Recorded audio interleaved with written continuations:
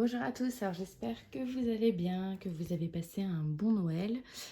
Moi, ça s'est bien passé, juste des petits soucis de santé. Alors, c'est pas très grave, je m'en remets tout doucement, mais encore beaucoup de fatigue.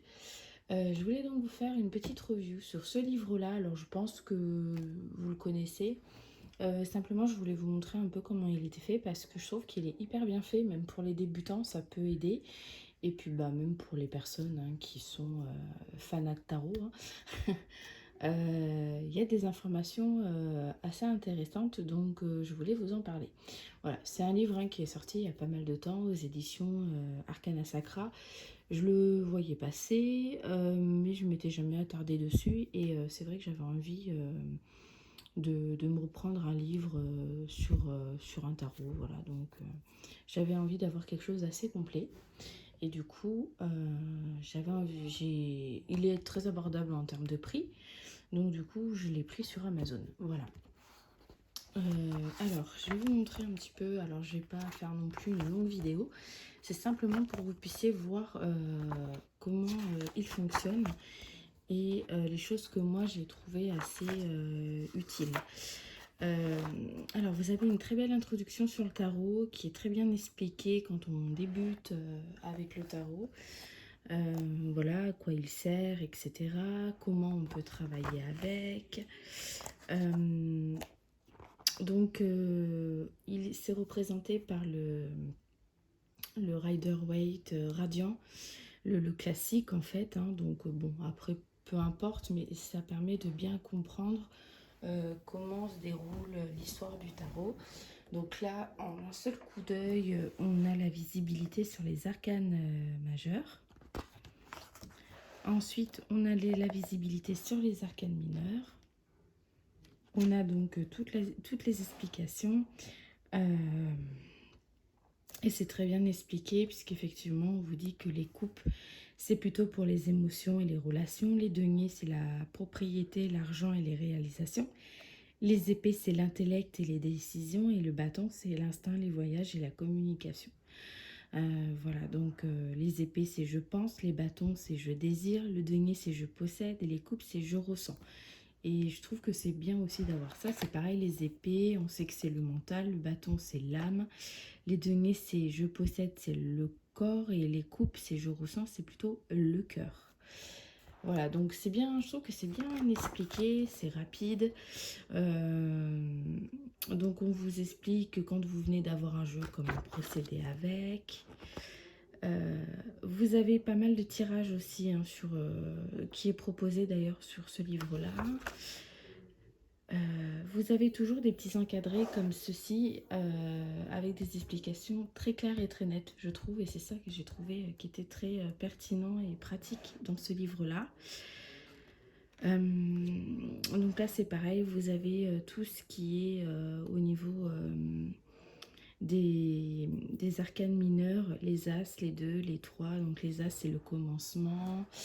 Le 2, voilà, partenariat, équilibre et division. Voilà, vous l'avez pour toutes les cartes. C'est très bien expliqué également.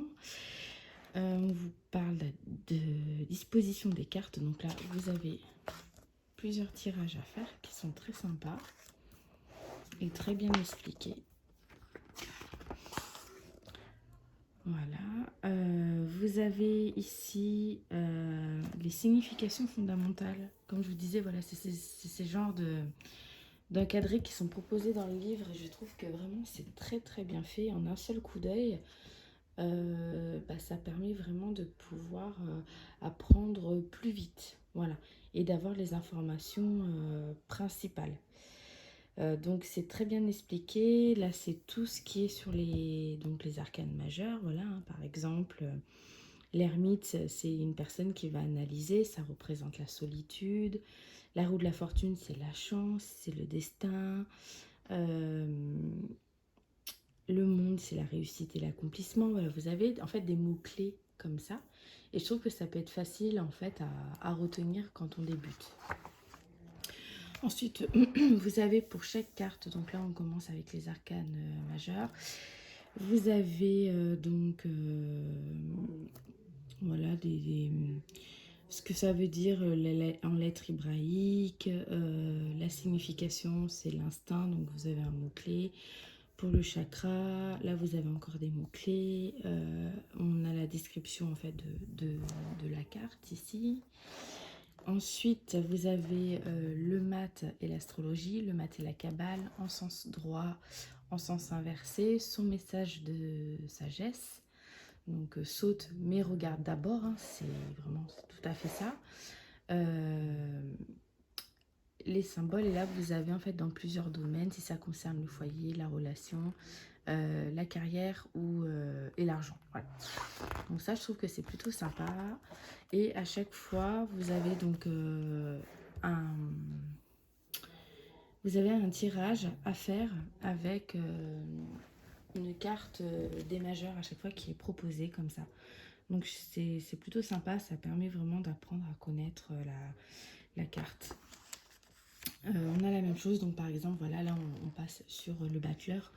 Donc c'est exactement le même procédé et on a les petits encadrés, vous avez une explication pour connaître vraiment l'histoire et vous avez à chaque fois donc un tirage avec la carte. Là c'est avec celle du battleur entre autres. Donc on a ça pour tous les arcanes majeures.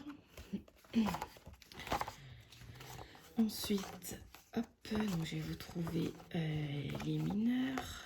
En plus, il est de très bonne qualité, hein, ce livre. Il est, au niveau des pages, rien à dire. C'est bien. Je pense pas qu'il se décollera de sitôt. Alors, voilà. On y arrive. Donc.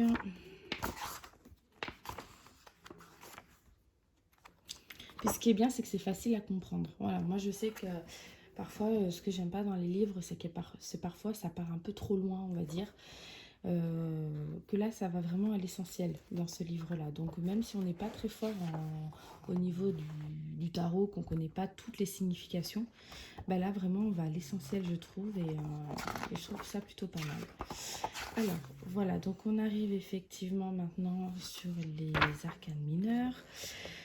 Donc toujours ce fameux tableau que j'aime bien là dans les encadrés, comme je vous disais. Donc là on a donc les mots-clés pour les coupes, les deniers, les épées, les bâtons, de l'as jusqu'au roi. Donc voilà, en un seul coup d'œil, déjà ça vous donne une idée au niveau de la carte. Même si vous n'avez pas envie de lire toute la signification de la carte qui peut être assez longue, rien qu'avec ça, ben voilà, on sait que par exemple, le 6 de denier, hein, voilà, ça représente la générosité. Donc à partir de là, vous pouvez l'interpréter selon votre tirage. Voilà, donc ça, je trouve que c'est pas mal. J'aime beaucoup, comme je vous disais, voilà, c'est vraiment, c'est pour ça que je voulais vous le montrer, parce que ces tableaux-là, ces encadrés, c'est vraiment top, je trouve. Donc ensuite, vous avez, hop, on vous présente l'arcane mineur comme ceci. Donc avec les mots-clés que l'on retrouve en fait dans le tableau. Comprendre l'as de coupe, le sens endroit, le sens inversé. Donc là on a un petit peu moins que pour les arcanes majeurs.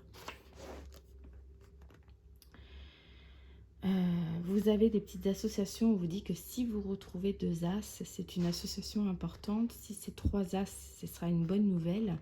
Et s'il y a 4 as, c'est une excitation, un commencement et potentiel.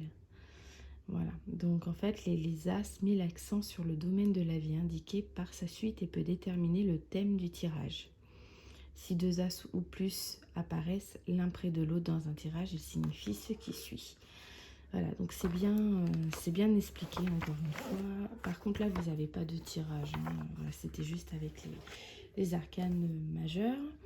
Et vous avez ça pour toutes les arcanes mineures du coup. Voilà.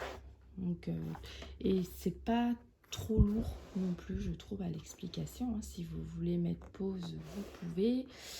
Voilà. C'est facile à comprendre et j'aime beaucoup, du coup. Voilà, donc je suis plutôt contente parce que Moi, au niveau des livres, j'avais pas grand-chose. J'avais juste le Waite de Emmanuel Ligier, qui est qui m'a permis en fait hein, de comprendre, hein, qui est très bien fait aussi, qui est en noir et blanc, qui est assez, qui est un peu plus, on va dire, ah, je vais vous l'attraper. Attends, hop, donc j'y suis, voilà, c'est celui-ci, voilà, de Emmanuel G, voilà. Donc celui-là, il est en noir et blanc. Il va aussi à l'essentiel, je trouve. Voilà, bon, il est un peu plus ancien hein, comme livre, mais il m'a beaucoup aidé en tout cas. Donc celui-là aussi, c'est un très bon livre hein, quand on commence avec le tarot. Voilà. Et ce qui est bien, c'est que là aussi, vous avez par domaine.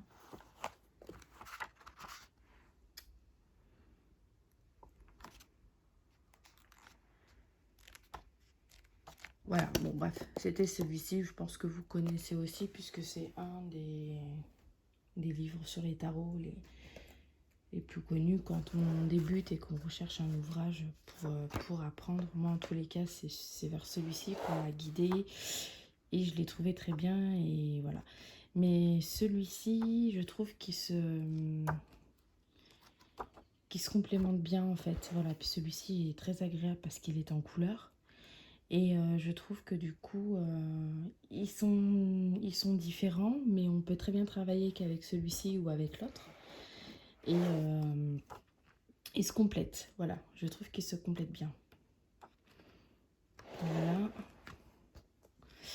Là, vous avez l'astrologie, la cabale et les arcanes majeures.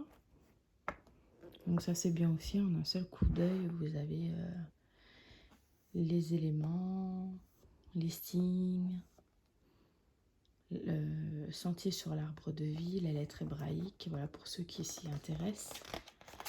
Ça peut être sympa. Je regardais s'il y avait autre chose. Qu'est-ce qu'on a là? Voilà, donc on vous explique là au niveau de la cabale. Vous avez sur une partie sur les chakras, si vous voulez travailler.